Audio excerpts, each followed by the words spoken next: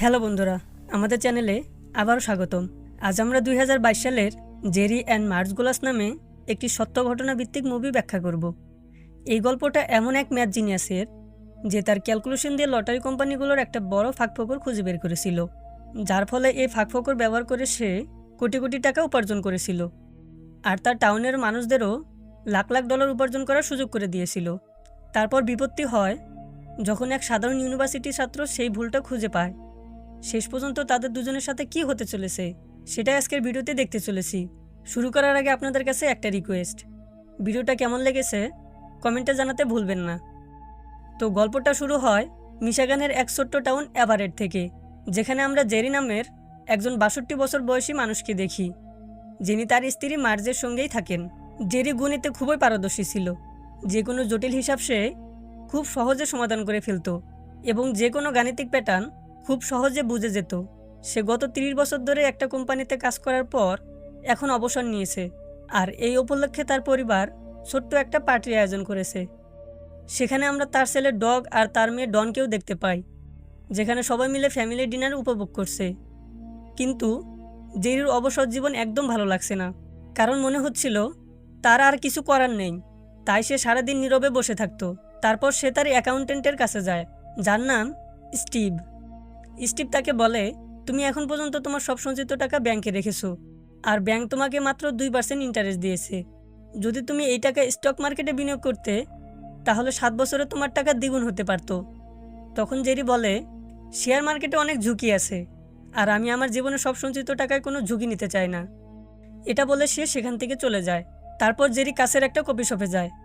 এই দোকানে একটা লটারি মেশিন ছিল, যেটা উইনফল নামের একটা লটারি কোম্পানি ছিল। জেরি দেখলো দোকানদার একটা মেয়েকে লটারি ব্যাপারে বোঝাচ্ছিল। বলছিল ওই লটারির প্রথম পুরস্কার $2 মিলিয়ন, আর তার জন্যে টিকিটের 6 নম্বর উইনিং নম্বরের সাথে মিলাতে হবে। আর যদি কোনো বিজয়ী না হয়, তাহলে পুরস্কারের টাকা বাকিদের মাঝে ভাগ করে দেওয়া হয়। মানে যদি কারো টিকিটের 5, 4 বা 3 নম্বর উইনিং নম্বরের সাথে মিলে, তো তারাও মোটামুটি ভালো রকমের পুরস্কার পাবে। এখন জেরি এসব খুব মনোযোগ দিয়ে শুনছিল, আর তারপর থেকে তার আগ্রহ সে লটারির প্রতিই বাড়তে থাকে। সে লটারির সব নিয়ম খুব ভালোভাবে পড়ে। সব নিয়ম ভালো করে পড়ার পর সে কিছু হিসাব নিকাশ করতে শুরু করে, আর কিছু হিসাব নিকাশ করার পর সে লটারির একটা প্যাটার্ন দেখতে পায় এবং তার মনে হয় যদি সে ওই প্যাটার্নটা ব্যবহার করে, তাহলে সে প্রতিবার লটারি থেকে টাকা উপার্জন করতে পারবে। তারপর জেরি আবার তার অ্যাকাউন্টেন্ট স্টিভের কাছে যায় আর বলে, আমি ঠিক করে নিয়েছি যে আমি আমার জমা টাকায় উইনফল লটারির টিকিট কিনবো। স্টিভ অবাক হয়ে বলে, তুমি কিছুক্ষণ আগে পর্যন্ত শেয়ার মার্কেটে বিনিয়োগ করতে ভয় পাচ্ছিলে, আর এখন তোমার সব জমানো টাকা লটারি বা জুয়াতে লাগাতে চাও? তখন জেরি বলে, সে পুরো হিসাব করে ফেলেছে। প্রথম পুরস্কার জিততে আমার টিকিটে 6 নম্বর মিলাতে হবে, আর সম্ভাবনা প্রায় শূন্যের কাছাকাছি। প্রতি মাসে প্রায় 10 লক্ষ টিকিট বিক্রি হয়, আর ওই 10 লক্ষ টিকিটের মধ্যে মাত্র একজনই প্রথম পুরস্কার জিততে পারে। কিন্তু যদি কেউ প্রথম পুরস্কার না জিতে আর আমার টিকিটে 6 নম্বরের মধ্যে মাত্র 3 নম্বরই মিলে যায়, তাহলে আমি সেই টিকিট থেকে $50 পাবো। যদি কোনো টিকিটে 4 নম্বর বিজয় নম্বরের সঙ্গে মিলে, তাহলে ওই টিকিট থেকে আমি $1000 পাবো। সে হিসাব করে দেখেছে যে প্রতি 55 টিকিটের মধ্যে অন্তত একটা টিকিটে 3 নম্বর মিলে যায়, আর প্রতি 15 টিকিটের মধ্যে অন্তত একটা টিকিটে 4 নম্বর মেলার সম্ভাবনা থাকে। এখন সে মনে করে যেহেতু সে লটারি কোম্পানির এই লুপ হোল বা ভুলটা বুঝে ফেলেছে, তাই সে এই ব্যাপারটা কাজে লাগিয়ে সে অনেক টাকা উপার্জন করতে পারবে। এটা শুনে স্টিভ হেসে বলল, লটারি কোম্পানিতে তো অনেক বড় বড় লোক বসে আছে, তাদের কি এটা জানার কথা না যে লুপ হোলের কথা তুমি বলছো? তারপর যে ব্যাংক থেকে $2000 তুলে নেয় আর সেই টাকা দিয়ে লটারি টিকিট কিনে। কিছুদিন পর যখন ওই মাসের বিজয় নম্বর ঘোষণা হয়, জেরি তার টিকিটের নম্বর মিলে দেখে আর বুঝতে পারে যে সে $327 মতো লোকসান করেছে। এটা দেখে সে খুব হতাশ হয়, আর তার মনে হয় হয়তো হিসাব নিকাশের সময় সে কিছু ভুল করেছে। তাই সে এইসব চিন্তায় ব্যস্ত থাকে। তখন তার স্ত্রী মার্জ তার চিন্তার কারণ জানতে চায়। তখন জেরি আসল কথা না বলে যে সব কিছু ঠিকঠাক করার পরেও কখনো কখনো কিছু জিনিস আমাদের প্রত্যাশার মতো হয় না। তখন মার্জ তাকে বোঝায় যে যদি এখন কোনো কিছু তোমার মতো না হয়, তাহলে এটা নয় যে ভবিষ্যতেও হবে না। তিনি আরও বলেন, একজন মানুষের জীবনে ভালো ভাগ্য আর খারাপ ভাগ্য দুটাই থাকে। ঠিক তখনই জেরির মাথায় একটা আইডিয়া আসে। সে পরের দিন আবার ব্যাংকে যায়। এবার তার জানা ছিল কিভাবে সে তার জেতার সম্ভাবনা বাড়াতে পারে। সে ক্যাশিয়ারকে একটা কয়েন ছুঁড়ে দেখায় এবং বলে, যদি আমরা এই কয়েনটা 100 বার ছুঁড়ি তাহলে সম্ভাবনা আছে 70 বার হেড বা 70 বার টেল আসবে, এবং এই একই কয়েনকে যদি আমরা 500 বার ছুঁড়ি তাহলে জয়ের সম্ভাবনা 50% পর্যন্ত আসতে পারে। মানে এখন হিসাবটা এমন যে জয়ের সম্ভাবনা বাড়াতে হলে তাকে আরও বেশি লটারি টিকিট কিনতে হবে, কিন্তু ক্যাশিয়ার এসবের কিছুই বুঝতে পারে না। যাই হোক, সে ব্যাংক থেকে $8,000 তুলে নিয়ে সেটাকে উইনফল কোম্পানির লটারির টিকিট কেনে এবং ওদের আগ্রহে ফলাফলের অপেক্ষা করে। কিছুদিন পর যখন রেজাল্ট আসে, সে তার টিকিটের নম্বরগুলোর সাথে মিলিয়ে দেখে, আর কিছুক্ষণ নম্বরের সাথে মিলানোর পর বুঝতে পারে এবার সে মোট $15,700 জিতেছে। মানে সে $8,000 ইনভেস্ট করে $15,700 মতো নিট মুনাফা করেছে। আর এটা দেখে ও নিজেই অবাক হয়ে যায়। এখন সে বাড়ি গিয়ে সেই টাকা পপকর্নের একটি ডিব্বার ভিতরে লুকিয়ে রাখে। আসলে সে চায়নি তার স্ত্রী মার্কসকে লটারি টিকিটের ব্যাপারে বলতে, কিন্তু কিছুদিন পর মার্কস বাড়িতে সেই লুকানো টাকা খুঁজে পায়। তখন জেরিকে এক প্রকার বাধ্য হয়েই সব সত্যি কথা বলতে হয়। সব শুনে মার্কস রাগ না করে খুবই খুশি হয় আর বলে, তুমি আমাকে এ কথা আগে বলনি কেন? আমিও তোমাকে সাহায্য করতে পারতাম, আর আমার তোমার ক্যালকুলেশনে পুরো ভরসা আছে। এইভাবে নিজের স্ত্রীর কথা শুনে জেরির আত্মবিশ্বাস আরও বেড়ে যায়। এর পরের বার জেরি আর মার্কস দুজনে একসাথে লটারি টিকিট কিনতে যায়। যখন তারা সেই দোকানে পৌঁছায় তখন দেখে যে এখন সেখানে উইনফল কোম্পানির লটারি মেশিন সরিয়ে নতুন কোম্পানির লটারি মেশিন বসানো হয়েছে। জিজ্ঞেস করলে দোকানদার বলে যে উইনফল কোম্পানি এখানে লটারি টিকিট বন্ধ করে দিয়েছে, আর যদি তোমরা উইনফল কোম্পানির লটারি টিকিট কিনতে চাও তবে তোমাদের অন্য শহরে গিয়ে কিনতে হবে। এটা শুনে দুজনে তাদের জিনিসপত্র বক্সে ভরে অন্য শহরের জন্য টিকিট কাটতে বেরিয়ে পড়ে। তারপর তারা 10 ঘন্টারও বেশি সময় ধরে লম্বা পথ পেরিয়ে অন্য শহরের একটা দোকানে পৌঁছে, যেখানে উইনফল কোম্পানির লটারি টিকিট পাওয়া যায়। সেখানে তাদের সঙ্গে বিল নামের একজন লোকের দেখা হয়, যিনি ওই দোকানের মালিক। যিনি বিলকে বলে, আমাদের উইনফল লটারির $16,000 টিকিট লাগবে। এটা শুনে অবাক হয়ে বিল তাদের দিকে তাকায়। তারপর বিল বলে, $16,000 টিকিট ছাপাতে প্রায় 8 ঘন্টা সময় লাগবে। এতক্ষণ পর্যন্ত সে এই কাজটা করতে পারবে না, কারণ তার দোকানের আরও কাজ আছে, সেগুলোও করতে হবে। তখন জেরি বলে, আমরা যদি নিজেরাই টিকিট প্রিন্ট করি তাহলে তো তোমার কোনো সমস্যা হবে না, তাই না? এটা শুনে বিল রাজি হয়ে যায়। তারপর জেরি আর মার্কস দুজন মিলে টিকিট প্রিন্ট করতে শুরু করে। টিকিট প্রিন্ট করতে করতে রাত হয়ে যায়, তাই তারা দুজন এক হোটেলে থাকার জন্য ঠিক করে। সেখানে তারা টিভিতে লটারি জেতার নম্বর দেখে এক একটি টিকিট চেক করার পর তারা জানতে পারে যে তাদের $2,047 নেট প্রফিট হয়েছে। তারপর সকালে জেরি লটারি অফিস থেকে তার জেতা টাকার চেক নিয়ে আসে। চেক দেখে মার্কস খুবই খুশি হয়। তারপর সে জেরির কাছে জিজ্ঞেস করে, এই লটারি কোম্পানির এই লুপ হোলটা আমাদের ছাড়া অন্য কেউ জানে কি? জেরি একটু চিন্তায় পড়ে যায়। এখন অন্যদিকে হার্ভার্ড ইউনিভার্সিটিতে টাইলার নামের এক ছেলেকে দেখতে পাই। টাইলার একজন কম্পিউটার সায়েন্সের ছাত্র এবং তার পাশাপাশি সে লটারি কোম্পানিগুলোর ওপর রিসার্চ করছিল। একসময় সে উইনফল লটারি কোম্পানির ওই লুপ হোলটা সম্পর্কে জানতে পারে, আর এখন সে জেরির মতো বুঝে গেছে কিভাবে প্রতিবার এই লটারি থেকে টাকা জেতা যায়। এখন টাইলার তার বন্ধুকে বলে, আমাদের লটারি টিকিট কেনার জন্য একসাথে অনেক টাকা জমা করতে হবে, আর এইভাবে খুব কম সময়ের মধ্যে আমরা এত টাকা উপার্জন করতে পারবো যা সারা জীবন চাকরি করেও উপার্জন করা সম্ভব না। এটা শুনে তার বন্ধু সাহায্য করতে রাজি হয়ে যায়। অন্যদিকে জেরি আর মার্কস তাদের লটারি টাকা নিয়ে শহরে ফিরে আসেন। তখন মার্কস জেরিকে বলে, আমি ভাবছিলাম আমাদের শহরে অধিকাংশ মানুষের আর্থিক অবস্থা খুবই খারাপ, তাই আমরা চাইলে ওদেরও একটু বেশি আয় করার সুযোগ করে দিতে পারি। তুমি তো বলেছিলে যত বেশি টিকিট কিনবো জেতার সম্ভাবনা তত বেশি থাকবে। তো যদি আমরা শহরে সবার কাছ থেকে টাকা নিয়ে টিকিট কিনি আর জিতে গেলে পুরস্কারটা সবার মধ্যে ভাগ করে দেই তাহলে সবাই লাভবান হবে। মার্কসের এই আইডিয়া জেরির খুব পছন্দ হয়। তাই পরের দিন সকালেই তারা দুজন মিলে স্টিভের কাছে যায়। তারা স্টিভকে বলে যে তারা নতুন একটা কোম্পানি খুলতে চায়, যেখানে শহরের মানুষের কাছ থেকে টাকা জোগাড় করে লটারির টিকিট কিনবে, আর তারপর যত টাকা পাওয়া যাবে সেটাকে তার ইনভেস্ট করা টাকার অনুপাতে সবাইকে ভাগ করে দেওয়া হবে। স্টিভের এই প্ল্যানটা বেশ ভালো লাগে, সেও এই কোম্পানিতে টাকা লাগায়। এরপর জেরি আর মার্কস তাদের বন্ধু আর শহরের অন্য পরিচিতিদের এই প্ল্যানটা বুঝিয়ে টাকা তুলতে শুরু করে, কারণ শহরের মানুষ জেরি আর তার গণিতের দক্ষতার উপর বিশ্বাস করত। তাই তারা বিনা দ্বিধায় ইনভেস্ট করে। এখন জেরি আর মার্কসের কাছে প্রচুর টাকা জমা হয়ে গিয়েছিল, তাই তারা আবার বিলের দোকানে গিয়ে $40,000 টিকিট প্রিন্ট করাতে চায়। তখন বিল বলে, $40,000 টিকিট প্রিন্ট করতে অনেক সময় লাগবে, তাই আমি এতক্ষণ দোকান খোলা রাখতে পারবো না। তুমি ততক্ষণ প্রিন্ট করতে পারো যতক্ষণ আমার দোকান খোলা থাকবে। এটা শুনে জেরি আর মার্কস বিলকে পুরো প্ল্যানটা বুঝিয়ে দেয়, কিভাবে তারা অনেকগুলো টিকিট কিনে বড় একটা অ্যামাউন্টের টাকা জিতবে। এটা শুনে বিল তাড়াতাড়ি রাজি হয়ে যায় এবং দুজনকেই দোকানে টিকিট প্রিন্ট করার অনুমতি দেয় আর নিজেও তাদের কোম্পানিতে ইনভেস্ট করে।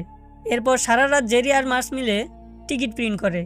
পরের দিন যখন রেজাল্ট আসে তখন তারা জানতে পারে যে এবার তারা মোট $62,000 জিতেছে, মানে তাদের ইনভেস্টমেন্ট ডাবল হয়ে গেছে। এটা দেখে তারা অনেক খুশি হয়। এখন এমনি করে কিছু মাস ধরে চলে। দুজনে প্রতি মাসে বিলের দোকানে যায়, তারপর টিকিট প্রিন্ট করে আর জেতা টাকা নিয়ে ফিরে আসে। তারপর জেরি বুঝতে পারে যে এই পদ্ধতি সবসময় কাজ করবে না, কারণ যত তাড়াতাড়ি লটারি কোম্পানি এই দুর্বলতা বুঝবে তারা দ্রুত এটা ঠিক করে দিবে। কোম্পানি এমন করার আগেই তাদের যত দ্রুত সম্ভব বেশি টাকা উপার্জন করতে হবে। তাই জেরি আর মার্কস এখন প্ল্যান করে যে পরের মাসে তারা মোট $6 লাখ টিকিট কিনবে। এজন্য তারা দুইটা আলাদা প্রিন্টিং মেশিন ব্যবহার করবে আর প্রতিদিন প্রায় 14 থেকে 15 ঘন্টা টিকিট প্রিন্ট করবে।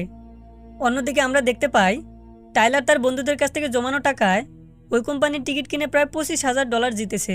এখন সে ঠিক করে যে জেতা টাকা থেকে পরের মাসে আরও বেশি টিকিট কিনবে, যাতে তারা সবাই আরও বেশি আয় করতে পারে। তারপর তার বন্ধু এরিক তাকে বলে, যেভাবে আমরা এই লটারি কোম্পানির লুপ হোলের সুযোগ নিয়ে টাকা কামাচ্ছি, ঠিক তেমনই মিশিগানের এক বয়স্ক মানুষও একই কাজ করছে, কারণ সে আলাদা করে টিকিট কিনছে। তাই প্রাইজ মানি আমাদের মধ্যে ভাগ হয়ে গেছে, তা না হলে আমরা আরও বেশি টাকা আয় করতে পারতাম। টাইলার জিজ্ঞেস করে, তুমি এইসব কিভাবে জানো? তখন এরিক বলে, আমি উইনফল কোম্পানির ওয়েবসাইট হ্যাক করেছিলাম আর সেখান থেকে জানতে পারি ওই মানুষটা এই পর্যন্ত লটারিতে লাখ লাখ ডলার উপার্জন করেছে। এরিক ওয়েবসাইট থেকে সেলস রিপোর্ট বের করে জেরি কোথা কোথা থেকে টিকিট প্রিন্ট করেছে সেটাও খুঁজে বের করে। এখন টাইলার বলে, যদি সে একই দোকান থেকে টিকিট প্রিন্ট করে তাহলে তাদের এতগুলো টিকিট প্রিন্ট করতে অনেক সময় লেগে যাচ্ছে নিশ্চয়ই। হতে পারে এখনও ওই দোকানের টিকিট প্রিন্টের কাজ চলছেই। অন্যদিকে জেরি আর মার্কস বিলের দোকানে তাদের বিবাহবার্ষিকী সেলিব্রেট করছিল। তখনও টাইলার আর এরিক সেখানে এসে পৌঁছায়। টাইলার জেনিকে একটা অফার দেয়, যদি আমরা আলাদা আলাদা টিকিট কিনতে থাকি তাহলে লাভ কম হবে, তাই তোমার টাকা আমাদের গ্রুপে ইনভেস্ট করে দাও। প্রতি মাসে আমি আর আমার বন্ধুরা টিকিট কিনবো আর তোমাকে তোমার ভাগ দিয়ে দেব। এইভাবে তুমি বাড়িতে বসে তোমার ভাগ তুমি পেয়ে যাবে। তখন জেরি বলে, সে এটা শুধু টাকার জন্য করছে না, বরং তার এই কাজ করতে ভালো লাগে, তাই আমরা আমাদের টাকা কাউকেই দেব না। এটা বলে জেরি রাজি হয় না। এটা শুনে অহংকারে ভরা টাইলার রাগ করে সেখান থেকে চলে যায়। যাই হোক, অন্যদিকে আমরা মায়া নামে এক মহিলাকে দেখি, যিনি একটা নিউজ পেপারের রিপোর্টার। মায়ার বস তাকে লটারি টিকিট নিয়ে একটা আর্টিকেল লিখতে বলে। এই জন্য মায়া সব লটারি কোম্পানির উপর রিসার্চ করতে শুরু করে। রিসার্চের সময় জানতে পারে জেরি নামের একটা লোক উইনফল নামের লটারি কোম্পানি থেকে প্রায় প্রতি মাসে লাখ লাখ ডলার জিতছে।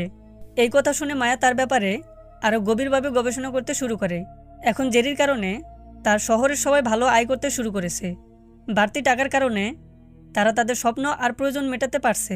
কিন্তু কিছুদিন পর টাইলার আবার জেরির সঙ্গে দেখা করতে আসে তার শহরে। টাইলার জেরির সঙ্গে সেই একই কফি শপে দেখা করে, যেখানে জেরি প্রতিদিন কফি খেতে আসে। জেরি টাইলারকে দেখে প্রথমে অবাক হয়, তারপর তাকে বলে, তুমি যত চেষ্টা করো না কেন আমি তোমার সঙ্গে কাজ করব না।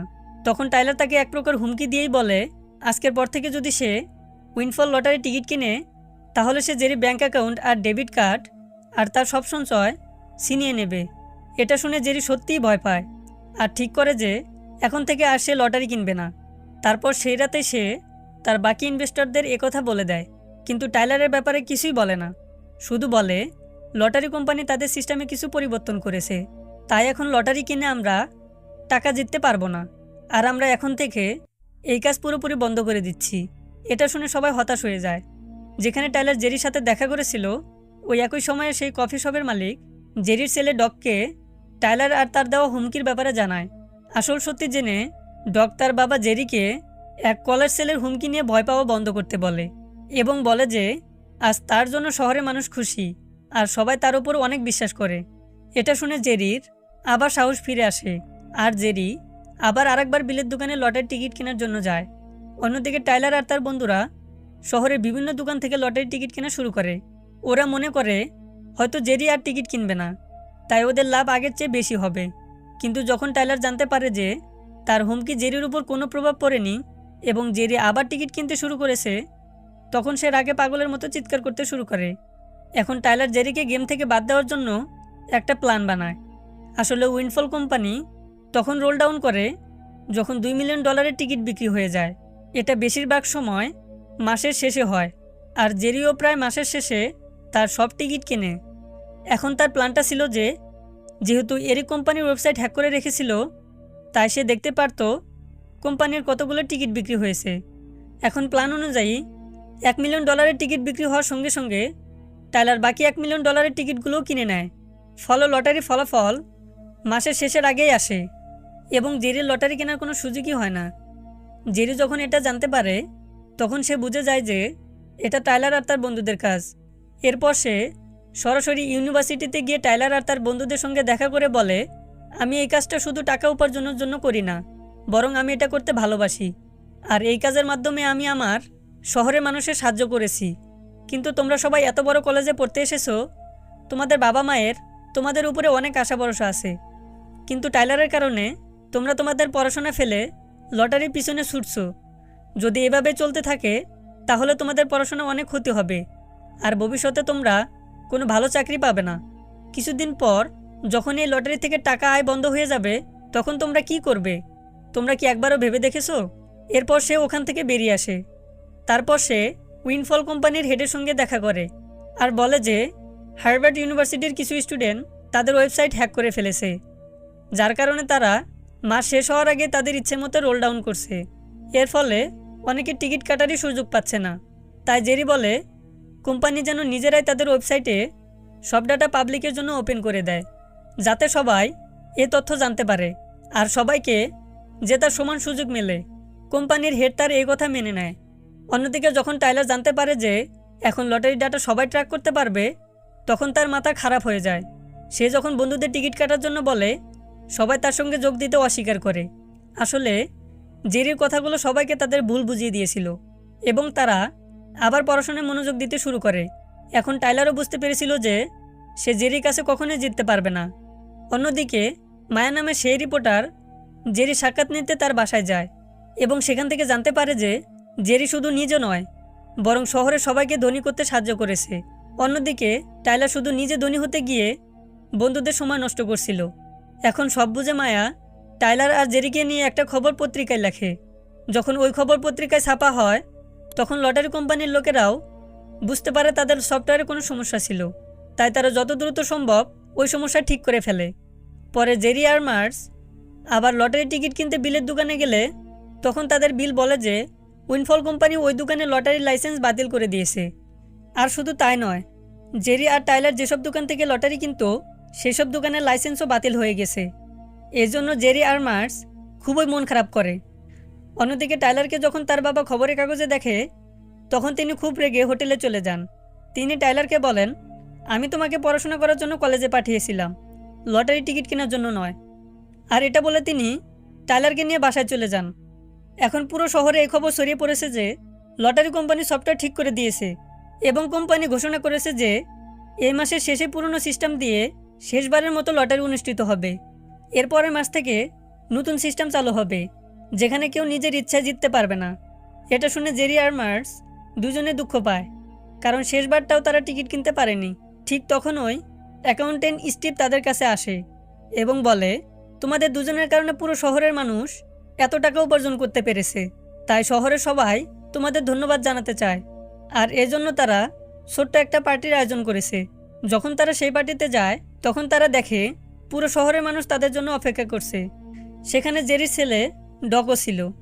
তারা বলল, আমরা জানি এই মাসে তোমরা কেউ লটারি টিকিট কিনতে পারোনি, তাই শহরের সবাই মিলে বিভিন্ন দোকান থেকে হাজার হাজার টিকিট কিনে এনেছে। এটা বলতেই এক ট্রাকে হাজার হাজার লটারির টিকিট আনা হয়।